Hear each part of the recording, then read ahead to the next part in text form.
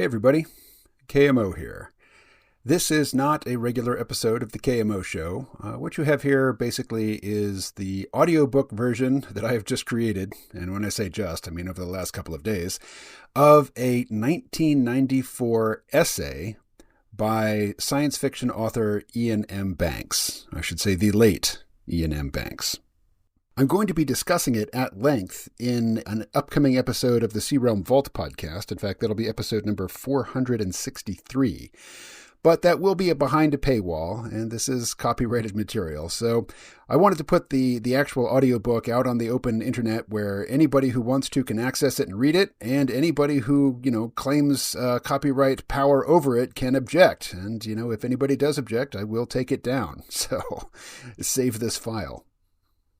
But I am a lifelong lover of science fiction, both on the screen and on the page, and they tend to be very different on the screen and on the page. Science fiction comes in many subgenres. There is sci-fi, which author Harlan Ellison says should be pronounced skiffy. This is very light and fluffy science fiction, heavy on, science fiction trappings, but very light on, deep philosophical examination of issues. Also, usually pretty light on any concern with scientific reality. So, for example, Star Wars barely rises to the level of science fiction at all. I would call it a space fantasy, but I think it's a pretty iconic example of skiffy science fiction. It's also an example of space opera. And space opera tends to play out, it tends to be, large-scale fantasies or adventure stories set in space where there is faster than light travel, and there is the ability basically to skip around the universe so a single character can see all kinds of sights and settings and whatnot, and interact with villains and save damsels and, fight monsters and all that good stuff in a variety of locations. So space opera tends to the skiffy side of the equation, but Iain M. Banks, or the late Iain M. Banks, created a series of science fiction novels and some short stories set in a universe that was defined by a particular faction called the Culture. And I asked Personal Intelligence, or Pi, from Inflection AI, to summarize the Culture stories for people who had never read them or encountered the concept. And Pi responded, "I'd describe the Culture stories as being about a post-scarcity, post-capitalist, post-work, anarchist social utopia managed by benevolent, superintelligent AI.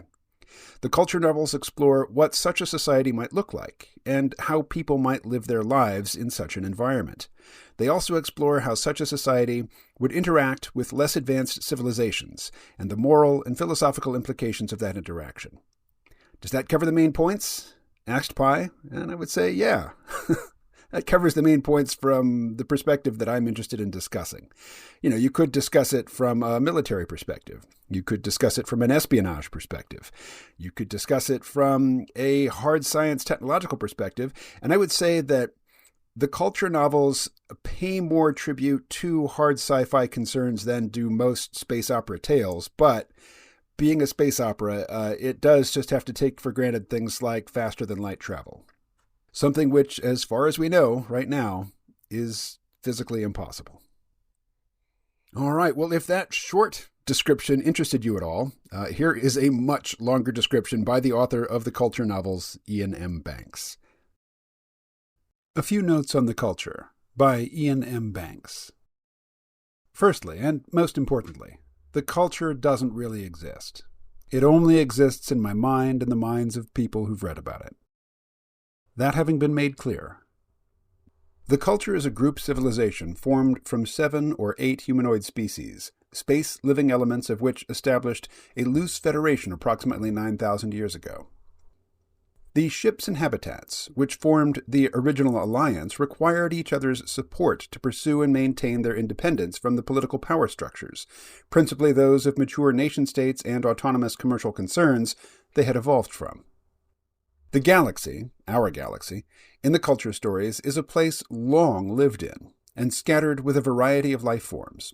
In its vast and complicated history, it has seen waves of empires, federations, colonizations, diebacks, wars, species-specific dark ages, renaissances, periods of megastructure building and destruction, and whole ages of benign indifference and malign neglect.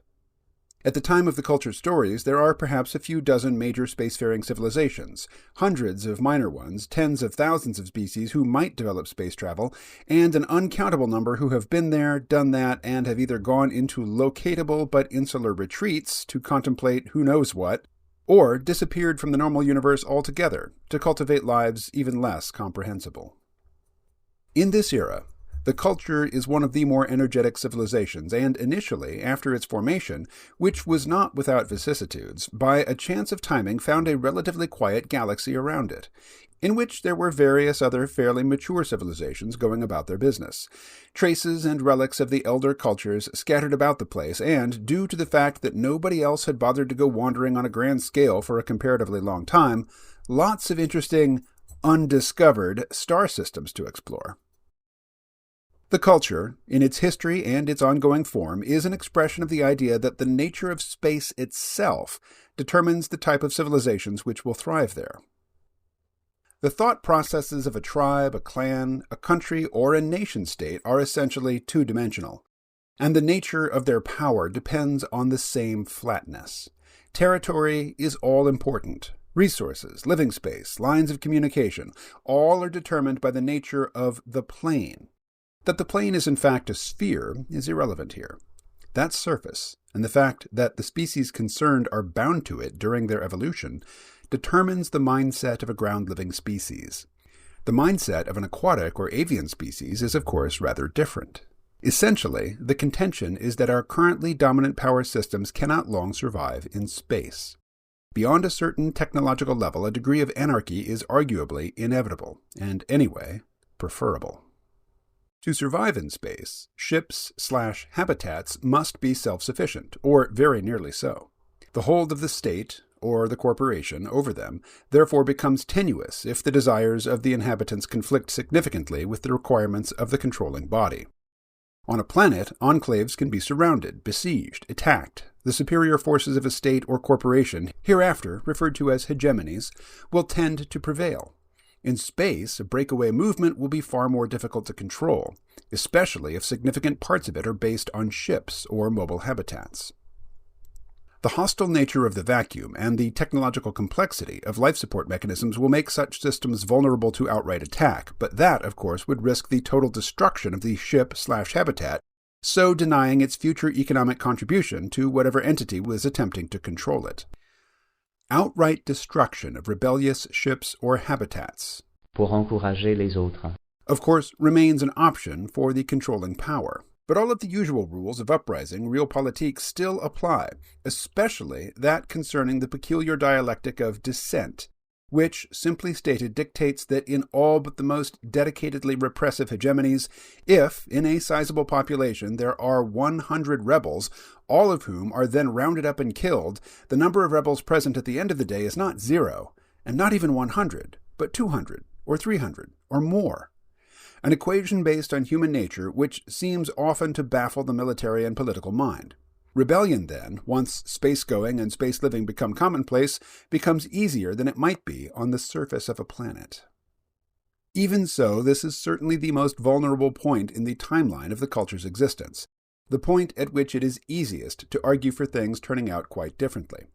As the extent and sophistication of the hegemony's control mechanisms and its ability and will to repress battles against the ingenuity, skill, solidarity, and bravery of the rebellious ships and habitats.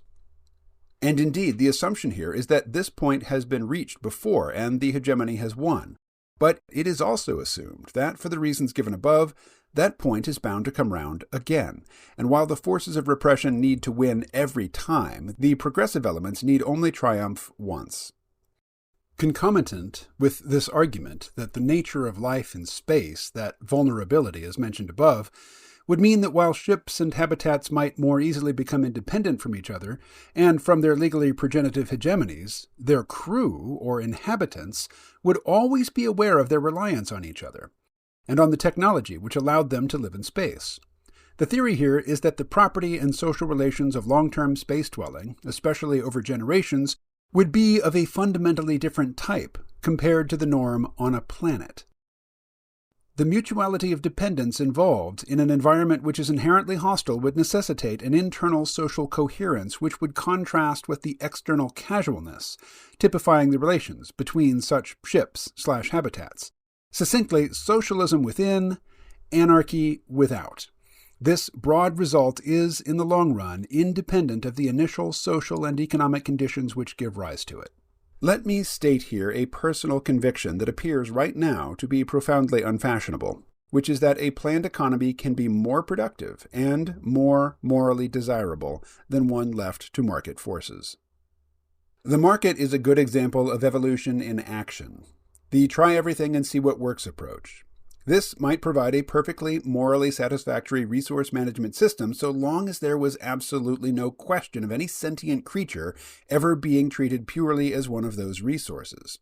The market, for all its profoundly inelegant complexities, remains a crude and essentially blind system, and is, without the sort of drastic amendments liable to cripple the economic efficiency which is its greatest claimed asset, intrinsically incapable of distinguishing between simple non-use of matter resulting from processal superfluity and the acute, prolonged, and widespread suffering of conscious beings. It is arguably in the elevation of this profoundly mechanistic and, in that sense, perversely innocent system that a position above all other moral, philosophical, and political values and considerations that humankind displays most convincingly, both its present intellectual immaturity and, through grossly pursued selfishness, rather than the applied hatred of others, a kind of synthetic evil. Intelligence, which is capable of looking farther ahead than the next aggressive mutation, can set up long-term aims and work towards them. The same amount of raw invention that bursts in all directions from the market can be, to some degree, channeled and directed, so that while the market merely shines and the feudal gutters, the planned blazes, reaching out coherently and efficiently towards agreed-on goals. What is vital for such a scheme, however, and what was always missing in the planned economies of our world's experience, is the continual, intimate, and decisive participation of the mass of the citizenry in determining these goals, and designing as well as implementing the plans which should lean towards them. Of course, there is a place for serendipity and chance in any sensibly envisioned plan, and the degree to which this would affect the higher functions of a democratically designed economy would be one of the most important parameters to be set. But just as the information we have stored in our libraries and institutions has undeniably outgrown, if not outweighed, that resident in our genes, and just as we may, within a century of the invention of electronics, duplicate, through machine sentience, a process which evolution took billions of years to achieve, so we shall one day abandon the grossly targeted vagaries of the market for the precision creation of the planned economy. The culture, of course, has gone beyond even that. To an economy so much a part of society, it is hardly worthy of a separate definition, and which is limited only by imagination, philosophy, and manners, and the idea of minimally wasteful elegance, a kind of galactic ecological awareness allied to a desire to create beauty and goodness. Whatever. In the end, practice, as ever, will outshine theory. As mentioned above, there is another force at work in the culture aside from the nature of its human inhabitants and the limitations and opportunities presented by life in space, and that is artificial intelligence. This is taken for granted in the culture stories, and, unlike FTL travel, is not only likely in the future of our own species, but probably inevitable, always assuming Homo sapiens avoids destruction. Certainly, there are arguments against the possibility of artificial intelligence, but they tend to boil down to one of three assertions. One, that there is some vital field or other presently intangible influence exclusive to biological life, perhaps even carbon-based biological life, which may eventually fall within the remit of scientific understanding, but which cannot be emulated in any other form, all of which is neither impossible nor likely. Two, that self-awareness resides in a supernatural soul, presumably linked to a broad-based occult system involving gods or a god, reincarnation, or whatever, and which one assumes can never be understood scientifically. Equally improbable, though I do write as an atheist. And three, that matter cannot become self-aware, or, more precisely, that it cannot support any informational formation which might be said to be self-aware, or taken together with its material substance, exhibit the signs of self-awareness. I leave all the more nominally self-aware readers to spot the logical problem with that argument. It is, of course, entirely possible that real AIs will refuse to have anything to do with their human creators, or perhaps the human creators of their non-human creators. But assuming that they do, and the design of their software may be amenable to optimization in this regard, I would argue that it is quite possible they would agree to help further the aims of their source civilization, a contention we'll return to shortly. At this point, regardless of whether alterations humanity might impose on itself through genetic manipulation, humanity would no longer be one sentience-type species. The future of our species would be affected by, and coexist with the future of the AI lifeforms we create. The culture reached this phase at around the same time as it began to inhabit space. Its AIs cooperate with the humans of the civilization. At first, the struggle is simply to survive and thrive in space. Later, when the technology required to do so has become mundane, the task becomes less physical, more metaphysical, and the aims of civilization moral rather than material. Briefly, nothing and nobody in the culture is exploited. It is essentially an automated civilization in its manufacturing processes, with human labor restricted to something indistinguishable from play or a hobby. No machine is exploited either. The idea here being that any job can be automated in such a way as to ensure that it can be done by a machine well below the level of potential consciousness. What to us would be a stunningly sophisticated computer running a factory, for example, would be looked on by the culture's AIs as a glorified calculator, and no more exploited than an insect is exploited when it pollinates a fruit tree a human later eats a fruit from. Where intelligent supervision of a manufacturing or maintenance operation is required, the intellectual challenge involved and the relative lightness of the effort required would make such supervision rewarding and enjoyable, whether for human or machine. The precise degree of supervision required can be adjusted to a level which satisfies the demand for it arising from the nature of the civilization's members. People, and I'd argue the sort of conscious machines which would happily cooperate with them, hate to feel exploited, but they also hate to feel useless. One of the most important tasks in setting up and running a stable and internally content civilization is finding an acceptable balance between the desire for freedom of choice in one's actions and the freedom from mortal fear in one's life, and the need to feel that even in a society so self-correctingly utopian, one is still contributing something. Philosophy matters here, and sound education. Education in the culture is something that never ends. It may be at its most intense in the first tenth or so of an individual's life, but it goes on until death, another subject we'll return to. To live in the culture is to live in a fundamentally rational civilization. This may preclude the human species from ever achieving something similar. Our history is arguably not encouraging in this regard. The culture is quite consciously rational, skeptical, and materialist. Everything matters, and nothing does. Vast, though the culture may be, 30 trillion people, scattered fairly evenly through the galaxy, it is thinly spread, exists for now solely in this one galaxy, and has been around for an eye blink compared to the life of the universe. There is life and enjoyment, but what of it? Most matter is not animate. Most that is animate is not sentient, and the ferocity of evolution pre-sentience, and too often post-sentience, has filled uncountable lives with pain and suffering. And even universes die, eventually, though we'll come back to that too. In the midst of this, the average culture person, human or machine, knows that they are lucky to be where they are and when they are. Part of their education, both initially and continually, comprises the understanding that beings less fortunate, though no less intellectually or morally worthy than themselves, have suffered and elsewhere are still suffering. For the culture to continue without terminal decadence, the point needs to be made regularly that its easy hedonism is not some ground state of nature, but something desirable, assiduously worked for in the past, not necessarily easily attained, and requiring appreciation and maintenance both in the present and the future. An understanding of the place the culture occupies in the history and development of life in the galaxy is what helps drive the civilization's largely cooperative and, it would claim, fundamentally benign techno-cultural diplomatic policy. But the ideas behind it go deeper.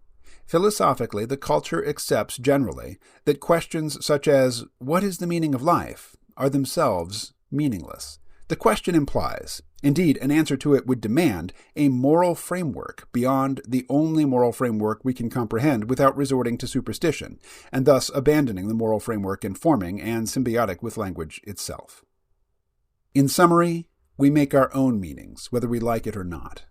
The same self-generative belief system applies to the culture's AIs. They are designed by other AIs for virtually all of the culture's history within very broad parameters, but those parameters do exist. Culture AIs are designed to want to live, to want to experience, to desire to understand, and to find existence and their own thought processes in some way rewarding, even enjoyable. The humans of the culture, having solved the obvious problem of their shared pasts to be free from hunger, want, disease, and the fear of natural disaster and attack, would find it a slightly empty experience, only and merely enjoying themselves, and so need the good works of the contact section to let them feel vicariously useful. For the culture's AIs, that need to feel useful is largely replaced by the desire to experience, but as a drive, it is no less strong. The universe, or at least in this era the galaxy, is waiting there, largely unexplored, by the culture anyway, its physical principles and laws quite comprehensively understood, but the result of 15 billion years of the chaotically formative application and interaction of those laws still far from fully mapped and evaluated. By goitel out of chaos, the galaxy is, in other words, an immensely, intrinsically, and inexhaustibly interesting place. An intellectual playground for machines that know everything except fear and what lies hidden within the next uncharted stellar system.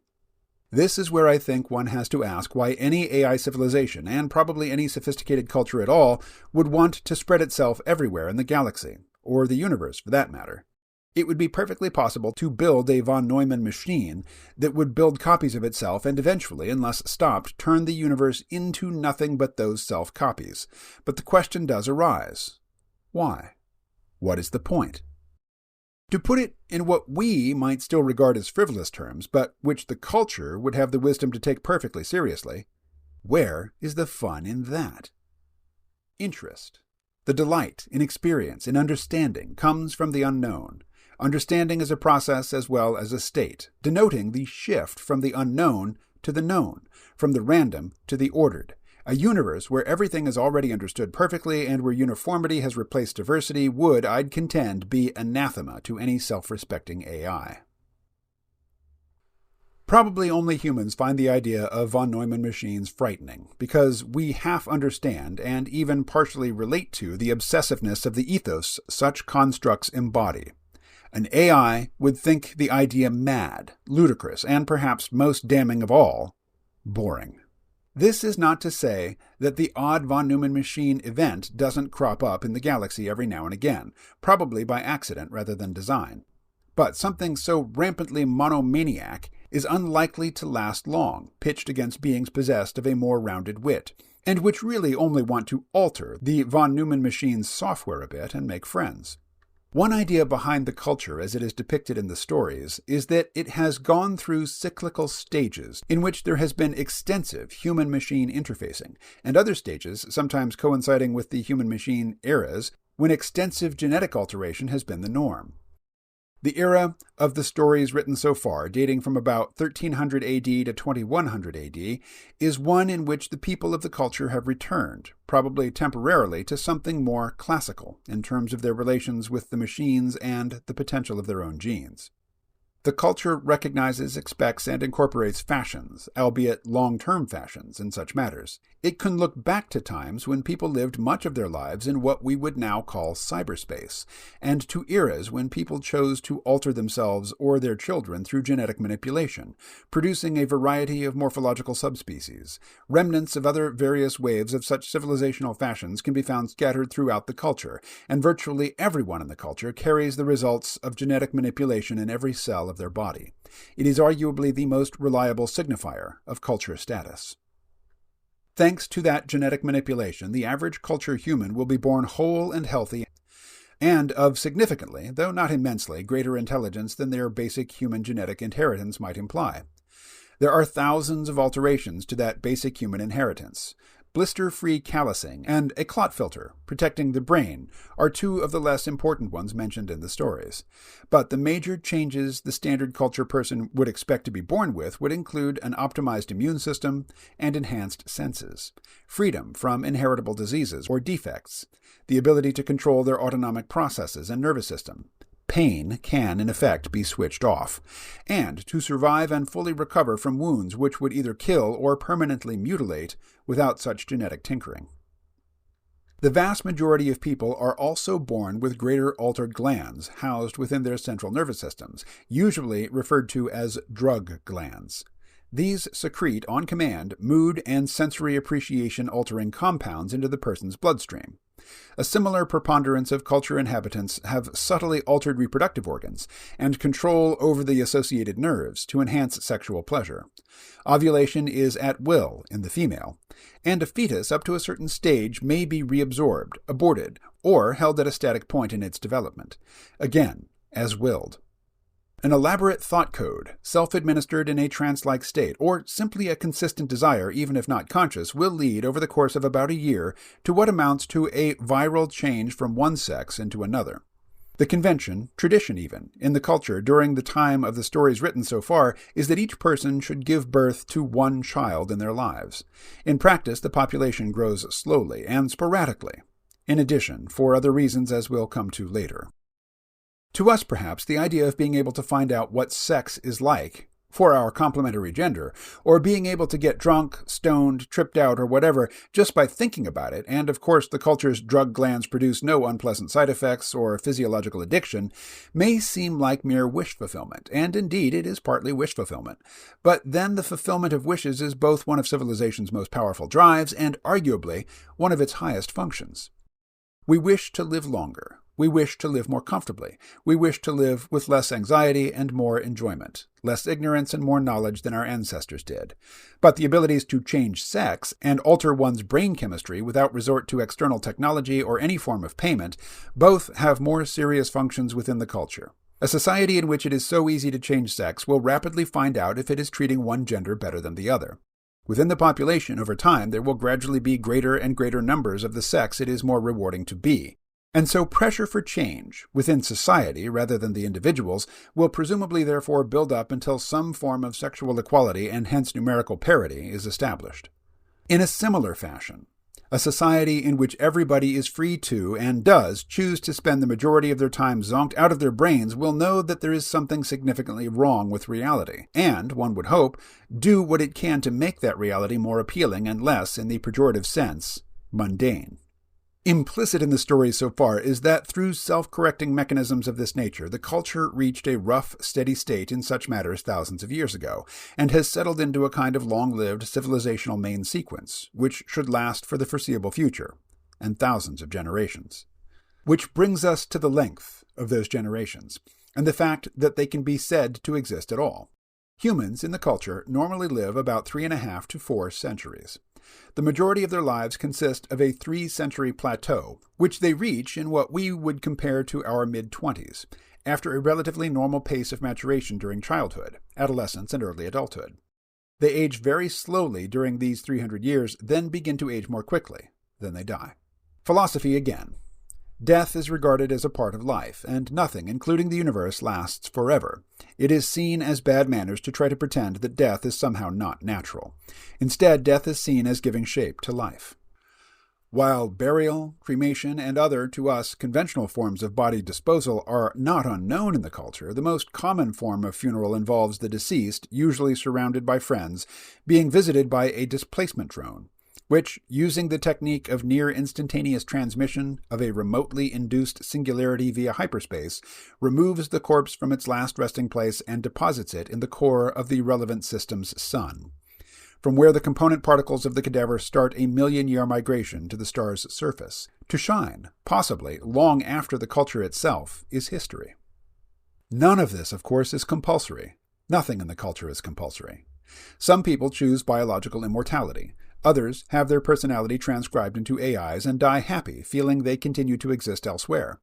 Others, again, go into storage, to be woken in more or less interesting times, only every decade or century or eon, or over exponentially increasing intervals, or only when it looks like something really different is happening. Culture starships, that is, all classes of ship above interplanetary, are sentient. Their minds, sophisticated AIs working largely in hyperspace to take advantage of the higher light speed there, bear the same relation to the fabric of the ship as a human brain does to the human body. The mind is the important bit, and the rest is a life support and transport system. Humans and independent drones, the culture's non-android individual AIs of roughly human-equivalent intelligence, are unnecessary for the running of the starships, and have a status somewhere between passengers, pets, and parasites. The culture's largest vessels, apart from certain artworks and a few eccentrics, are general system vehicles of the contact section. Contact is a part of the culture concerned with discovering, cataloging, investigating, evaluating, and, if thought prudent, interacting with other civilizations. Its rationale and activities are covered elsewhere in the stories. The GSVs are fast and very large craft, measured in kilometers and inhabited by millions of people and machines. The idea behind them is that they represent the culture, fully. All that the culture knows, each GSV knows. Anything that can be done anywhere in the culture can be done within or by any GSV. In terms of both information and technology, they represent a last resort and act like a holographic fragment of the culture itself, the whole contained within each part. In our terms, the abilities of a GSV are those of, at least, a large state, and arguably a whole planet, subject only to the proviso that even the culture prefers to scoop up matter rather than create it from nothing. GSVs do require raw material. Contact is a relatively small part of the culture, however, and the average culture citizen will rarely encounter a GSV or other contact ship in person. The craft they will normally have the most to do with are cruise ships, interstellar passenger vessels, transporting people from habitat to habitat and visiting the more interesting systems, stars, nebulae, holes, and so on in the locality. Again, this type of tourism is partly long-term fashion. People travel because they can, not because they have to. They could stay at home and appear to travel to exotic places through what we would now call virtual reality, or send an information construct of themselves to a ship or other entity that would do the experiencing for them and incorporate the memories themselves later. There have been times, especially just after the relevant VR technology was perfected, when the amount of real physical tourism shrank drastically, whereas during the time the stories are set, apart from the most intense phase of the Adiran War, anything up to 1/10 of the culture's citizens might be traveling in space at any one time. Planets figure little in the life of the average culture person. There are a few handfuls of what are regarded as home planets, and a few hundred more that were colonized, sometimes after terraforming in the early days before the culture proper came into being, but only a fraction of a percent of the culture's inhabitants live on them. Many more live permanently on ships. More people live in rocks, hollowed-out asteroids and planetoids, almost all fitted with drives, and some, after 9 millennia, having been fitted with dozens of different, consecutively more advanced engines. The majority, however, live in larger artificial habitats, predominantly orbitals. Perhaps the easiest way to envision an orbital is to compare it to the idea that inspired it. This sounds better than saying, here's where I stole it from. If you know what a ring world is, invented by Larry Niven, a segment of a Dyson sphere, then just discard the shadow squares, shrink the whole thing till it's about 3 million kilometers across, and place in orbit around a suitable star, tilted just off the ecliptic. Spin it to produce one gravity, and that gives you an automatic 24-hour day-night cycle. Roughly. The culture's day is actually a bit longer. An elliptical orbit provides seasons. Of course, the materials used in the construction of something 10 million kilometers in circumference, spinning once every 24 hours, are far beyond anything we can realistically imagine now. And it is quite possible that the physical constraints imposed by the strength of atomic bonds ensure that such structures will prove impossible to construct. But if it is possible to build on such a scale, and subject such structures to forces of these magnitudes, then I'd submit that there is an elegance in using the same rotation to produce both an acceptable day-night cycle and an apparent gravity, which makes the idea intrinsically attractive. Usually, rather than construct whole orbitals in one operation, the culture starts with plates, a pair of slabs of land and water, plus full retaining walls, of course, and not less than 1,000 kilometers to a side, spinning in a similar orbit, attached by tensor fields to each other and behaving like sections of a completed orbital. This variance provides greater flexibility when responding to population increase. Further plate pairs can be added until the orbital is complete. The attraction of orbitals is their matter efficiency. For one planet the size of Earth, population 6 billion at the moment, mass 6 times 10 to the 24th kilograms. It would be possible, using the same amount of matter, to build 1,500 full orbitals, each one boasting a surface area 20 times that of Earth and eventually holding a maximum population of perhaps 50 billion people. The culture would regard Earth at present as overcrowded by a factor of about 2, though it would consider the land-to-water ratio about right. Not, of course, that the culture would do anything as delinquent as actually deconstruct a planet to make orbitals.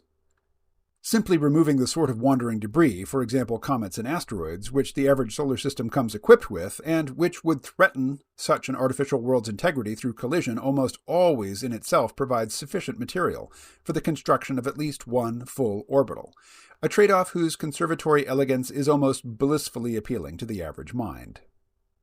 While interstellar matter in the form of dust clouds, brown dwarfs, and the like provides more distant mining sites from which the amount of mass required for several complete orbitals may be removed with negligible effect.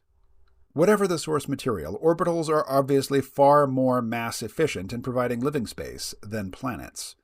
The culture, as is made clear in use of weapons, regards terraforming generally as ecologically unsound. The wilderness should be left as it is, when it is so easy to build paradise in space from so little. An idea of how the day-night cycle appears on the surface of an orbital can be gained by taking an ordinary belt, buckling it so that it forms a circle, and putting your eye to the outside of one of the belt's holes. Looking through the hole at a light bulb and slowly rotating the whole belt will give some idea of how a star appears to move across the sky when seen from an orbital, though it will also leave you looking rather silly. As indicated, the usual minimum for the width of an orbital is about 1,000 kilometers, 2,000 if you count the sloped, mostly transparent retaining walls, which usually extend to 500 kilometers or so above the plate land-sea surface. The normal ratio of land to sea is 1 to 3, so that each plate, assuming they are being constructed in the balanced pairs described above, a very roughly square island rests in the middle of a sea, with approximately 250 kilometers from the shore of the landmass to the retaining walls. Orbitals, though, like everything else in the culture, vary enormously.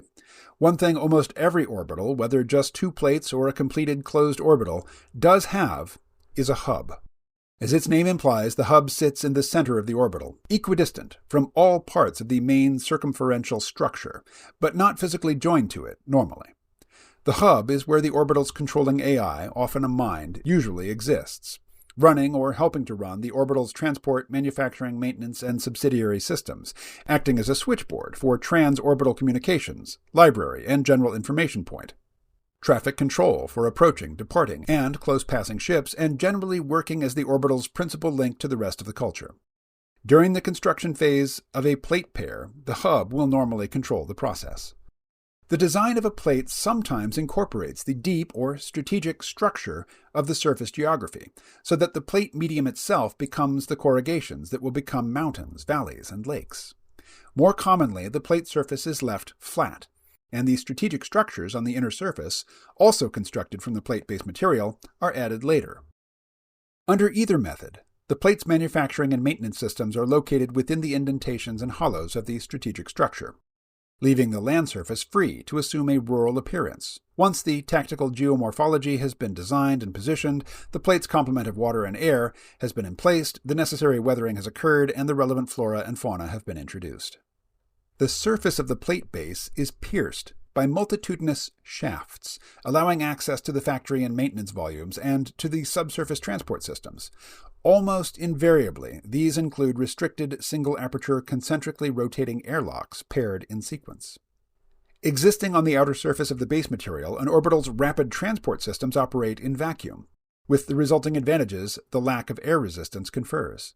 The relatively uncluttered nature of the orbital's outer surface, whether flat or allowing the systems to operate next to that surface, or corrugated, requiring sling bridges under unoccupied mountain indentations, means that the systems can be both high capacity and extremely flexible. Journey starting points and destinations can be highly specific for the same reason. An isolated house or a small village will have its own access shaft, and in larger conurbations, a shaft will usually be within a few minutes' walk. Surface transport on orbitals tends to be used when the pleasure of making the journey is itself part of the reason for traveling. Air travel is common enough, if still far slower than subsurface travel, though individual plates often have their own guidelines concerning the amount of air travel thought appropriate. Such guidelines are part of one's manners and not formalized in anything as crude as laws. The culture doesn't actually have laws. There are, of course, agreed-on forms of behavior, manners as mentioned above, but nothing that we would recognize as a legal framework. Not being spoken to, not being invited to parties, finding sarcastic anonymous articles and stories about yourself in the information network, these are the normal forms of manner enforcement in the culture. The very worst crime, to use our terminology, of course, is murder, defined as irretrievable brain death or total personality loss in the case of an AI. The result, punishment if you will, is the offer of treatment and what is known as a slap drone. All a slap drone does is follow the murderer around for the rest of their life to make sure they never murder again. There are less severe variations on this theme to deal with people who are simply violent.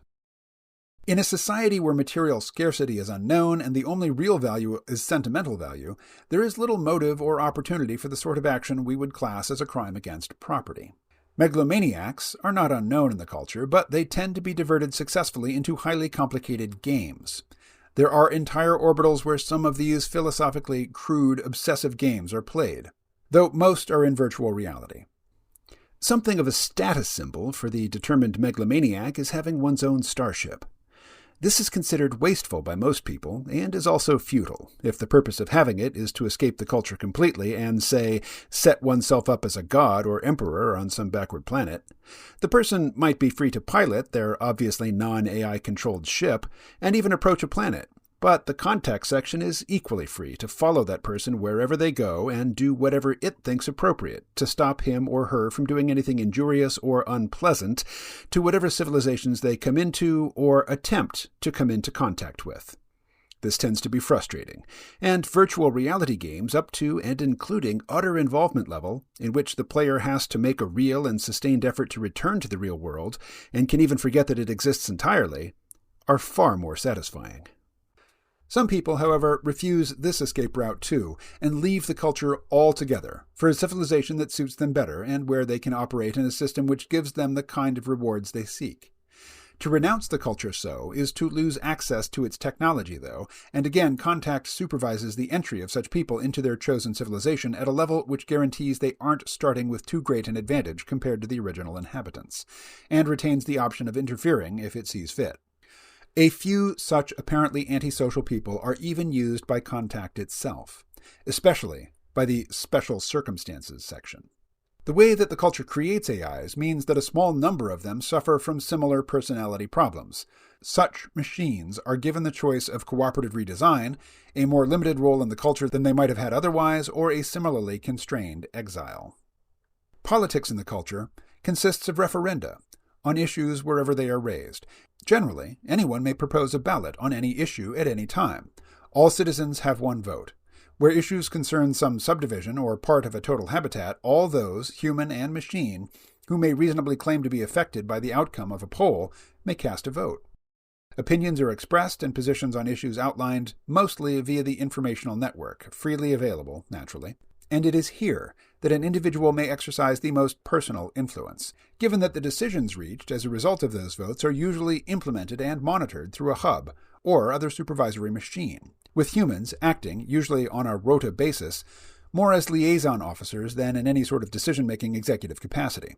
One of the few rules the culture adheres to, with any exactitude at all, is that a person's access to power should be in inverse proportion to their desire for it. The sad fact for the aspiring politico in the culture is that the levers of power are extremely widely distributed and very short. See entry on megalomaniacs above. The intellectual, structural cohesion of a starship, of course, limits the sort of viable votes possible on such vessels, though, as a rule, even the most arrogant craft at least pretend to listen when their guests suggest, say, making a detour to watch a supernova, or increasing the area of parkland on board. Day-to-day life in the culture varies considerably from place to place, but there is a general stability about it we might find either extremely peaceful or ultimately rather disappointing, depending on our individual temperament. We, after all, are used to living in times of great change. We expect major technological developments and have learned to adapt, indeed expect to have to adapt, on a more or less continual basis, changing, in the developing world, our cars, our entertainment systems, and a whole variety of household objects every few years. In contrast, the culture builds to last. It is not uncommon for an aircraft, for example, to be handed down through several generations. Important technological advances still take place, but they don't tend to affect day-to-day life the way the invention of the internal combustion engine, heavier-than-air flying machines, and electronics have affected the lives of those who have lived during the past century on Earth. Even the relative homogeneity of the people one would meet, when living on the average orbital, with relatively few children and physically old people, would tend, for us, to reinforce the feeling of sameness. But the scattering of genetically altered, morphologically extreme people around would help compensate for this. In terms of personal relations and family groupings, the culture is predictably full of every possible permutation and possibility, but the most common lifestyle consists of groups of people of mixed generations linked by loose family ties living in a semi-communal dwelling or group of dwellings. To be a child in the culture is to have a mother, perhaps a father, probably not a brother or sister, but large numbers of aunts and uncles and various cousins. Usually a mother will avoid changing sex during the first few years of a child's life, though of course if you want to confuse your child. In the rare event of a parent maltreating a child, a definition which includes depriving the child of the opportunity for education, it is considered acceptable for people close to them, usually with the help of the relevant mind, ship, or hub AI, and subject to the sort of small-scale democratic process outlined above, to supervise the child's subsequent development. In general, the culture doesn't actively encourage immigration. It looks too much like a disguised form of colonialism. Contact's preferred methods are intended to help other civilizations develop their own potential as a whole, and are designed to neither leech away their best and brightest nor turn such civilizations into miniature versions of the culture. Individuals, groups, and even whole lesser civilizations do become part of the culture on occasion. However, if there seems to be a particularly good reason, and if Contact reckons it won't upset any other interested parties in the locality. Just who and what is and isn't culture is something of a difficult question to answer, though. As has been said in one of the books, the culture kind of fades out at the edges. There are still fragments, millions of ships, hundreds of orbitals, whole systems of peace factions of the culture, which split from the main section just before the start of the Adiran War, when ships and habitats voted independently on the need to go to war at all. The majority simply declared itself neutral in the hostilities, and the reintegration of the peace faction after the cessation of hostilities was never totally completed. Many people in it preferring to stay outside the majority culture, as long as it did not renounce the future use of force. The genofixing, which established the potential for interspecies breeding at the foundation of the culture, is the most obvious indicator of what we might call culturehood in humans. But not everybody has it. Some people prefer to be more human basic for aesthetic or philosophical reasons, while some are so altered from that human basic state that any interbreeding is impossible. The status of some of the rocks and a few, mostly very old habitats is marginal for a variety of reasons. Contact is the most coherent and consistent part of the culture, certainly when considered on a galactic scale. Yet it is only a very small part of it, is almost a civilization within a civilization, and no more typifies its host than an armed service does a peaceful state. Even the culture's prized language, Moraine, is not spoken by every culture person, and is used well outside the limits of the civilization itself. Names. Culture names act as an address if the person concerned stays where they were brought up. Let's take an example. Belveda, from Consider Phlebas. Her full name is Jubol Rebaroansa Perostek Alsane Belveda Dam Tisif. The first part tells you that she was born/brought up in the Rebaroan Plate, in the Jubol stellar system. Where there is only one orbital in a system, the first part of the name will often be the name of the orbital rather than the star. Perostek is her given name, almost invariably the choice of one's mother. Alsane is her chosen name. People usually choose their names in their teens and sometimes have a succession through their lives. An Alcane is a graceful but fierce avian predator common to many orbitals in the region, which includes the Juboal system. Balveda is her family name, usually one's mother's family's name, and Tasif is the house/estate where she was raised within. The Sa affix on the first part of her name would translate into in English. We might all start our names with Sun Earther in English, if we were to adopt the same nomenclature, and the dam part is similar to the German von. Of course, not everyone follows this naming system, but most do, and the culture tries to ensure that star and orbital names are unique to avoid confusion. Now, in all the above, there are two untold stories implicit. One is the history of the culture's formation, which was a lot less easy and more troubled than its later demeanor might lead one to expect, and the other is the story which answers the question, why were there all those so similar humanoid species scattered around the galaxy in the first place? Each story is too complicated to relate here. Lastly, something of the totally fake cosmology that underpins the shakily credible star drives mentioned in the culture stories.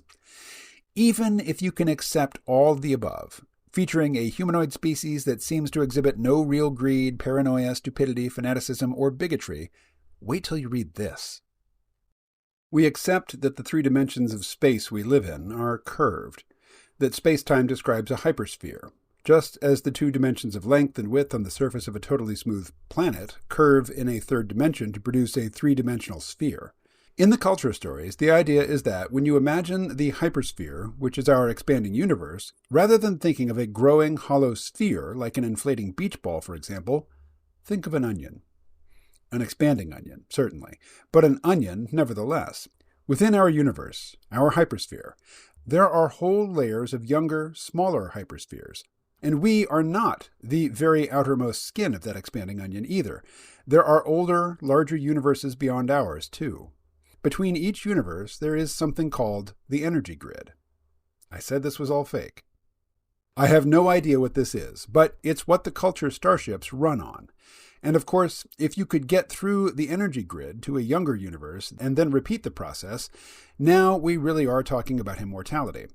This is why there are two types of hyperspace mentioned in the stories: infraspace within our hypersphere and ultraspace without. Now comes the difficult bit. Switch to 7 dimensions, and even our 4-dimensional universe can be described as a circle. So forget about the onion. Think of a donut.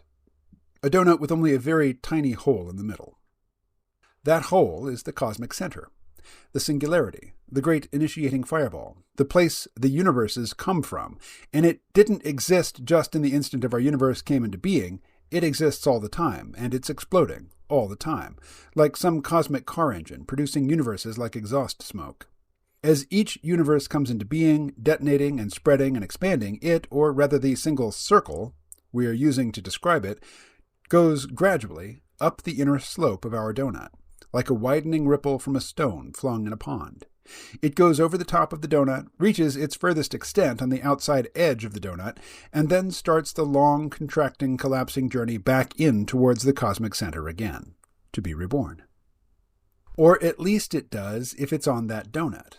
The donut is itself hollow, filled with smaller ones where the universes don't live so long. And there are larger ones outside it where the universes live longer, and maybe there are universes that aren't on donuts at all and never fall back in and just dissipate out into some form of metaspace, where fragments of them are captured eventually by the attraction of another donut and fall in towards its cosmic center with the debris of a lot of other dissipated universes, to be reborn as something quite different again. Who knows? I know it's all nonsense, but you've got to admit it's impressive nonsense. And like I said at the start, none of it exists anyway, does it? Anyway, that's more than enough of me pontificating. With best wishes for the future, Ian M. Banks, Sun Earther Ian L. Bonko Banks of North Queensferry. This article was posted to newsgroup rec.arts.sci-fi.written on 10 August 1994 on behalf of Ian M. Banks by Ken MacLeod.